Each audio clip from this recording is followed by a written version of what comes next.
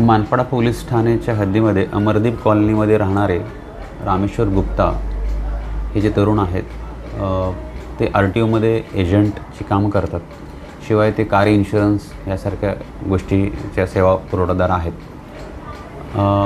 त्यांना दिनांक 23 नोव्हेंबर 2024च्या रात्री 9 वाजण्याच्या सुमारास त्यांच्या ऑफिसमध्ये 4 इसमांनी येऊन अचानकपणे आम्ही पोलीस आहोत आणि साऊथ मुंबईमध्ये कपपर्डमध्ये तुझ्यावरती गुन्हा दाखल झालेला आहे, तो RTOची कामं करतो, बनावट कागदपत्रे बनवतो असं सांगून त्याला एका ऑफिसच्या बाहेर घेऊन जाऊन एका कारमध्ये बसून नंतर खोनी एरियामध्ये नेऊन त्याच्याकडून 1 लाख रुपये 5 लाख रुपये मागून त्यानंतर त्याच्याकडून 1 लाख रुपये घेऊन गेलेले होते.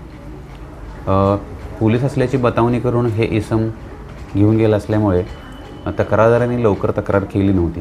तक्रारदार यांनी पोलीस ठाण्यात संपर्क करताच आम्ही दिनांक 5 तारखेलाच आम्ही त्यांची तक्रार नोंद करून घेतली आणि आम्ही शिताफीने ते आरोपी अरेस्ट केलेले आहेत.